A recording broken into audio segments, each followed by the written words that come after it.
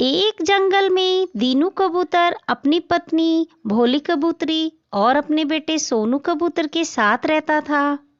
दीनू कबूतर अपने खेतों में खूब मेहनत करता और ताजी ताजी सब्जियां उगाकर उन्हें बाजार में ले जाकर बेचता था। दीनू कबूतर अपने बेटे सोनू कबूतर को पढ़ा लिखा कर डॉक्टर बनाना चाहता था, जिसके लिए उसने सोनू कबूतर का दाखिला शहर के अच्छे कॉलेज में करा दिया। दीनू कबूतर दिन रात मेहनत करता ताकि उसके बेटे को किसी भी चीज की कमी ना हो। अरे दीनू भाई, कल तुम बाजार क्यों नहीं आए? तुम्हारी सब्जियां पूरे बाजार में सबसे ताजी और फ्रेश मिलती हैं। वो कालू भाई, कल मुझे थोड़ा काम था। बोलिए, कौन सी सब्जी दे दूं आपको? मुझे आलू, मटर, टमाटर और गाजर दे दो। ये लीजिए कालू भाई आपकी सब्जी। मुझे भी गाजर, मिर्ची और टमाटर दे देना। आप कल नहीं थे, मैं घर सब्जी ही नहीं ले गया। सबने सिर्फ दाल चावल ही खाए। माफ करना हरी भाई, मैं कल शहर गया था अपने बेटे का एडमिशन शहर के कॉलेज में कराने।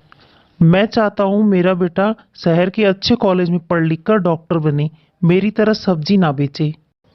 अरे वाह, ये तो बहुत अच्छा सोचा आपने। भगवान करे ऐसा ही हो।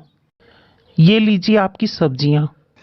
शाम होते होते दीनू कबूतर की सारी सब्जियां बिक जाती थी और वो घर आ जाता था। इसी तरह कई साल बीत जाते हैं। अब दीनू कबूतर और भोली कबूतरी बूढ़े हो गए थे। सोनू कबूतर की भी डॉक्टरी की पढ़ाई पूरी हो गई थी। उसने शहर में अपना खुद का क्लिनिक खोल लिया था। एक दिन दीनू कबूतर की तबीयत खराब हो जाती है और उसकी मौत हो जाती है।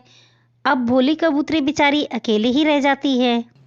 हे भगवान, सोनू के बापू, आप मुझे यूं अकेला छोड़कर क्यों चले गए?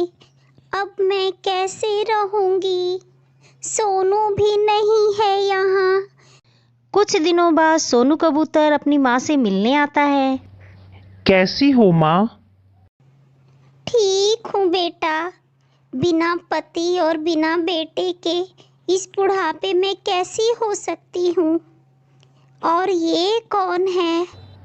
माँ, वो ये तेरी बहू है, टूनी चिड़िया। हमने शादी कर ली है। अच्छा किया बेटा तुमने। तुम्हारे पापा के जाने के बाद मैं बहुत अकेली हो गई हूँ। अब मेरी बहू आ गई है, अब मेरा भी मन लगा रहेगा। अरे वाह, मेरी बहू तो बहुत सुंदर है, एकदम चांद का टुकड़ा। धन्यवाद माँ जी, आप भी बहुत अच्छी हैं, लेकिन मैं आपके साथ इस झोपड़ी में नहीं रह सकती।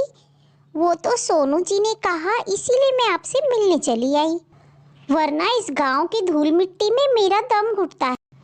क्या अब तुम दोनों मुझे छोड़कर चले जाओगे? नहीं माँ, तुम्हें छोड़कर नहीं, तुम भी हमारे साथ शहर चलो। वैसे भी अब यहाँ क्या रखा है?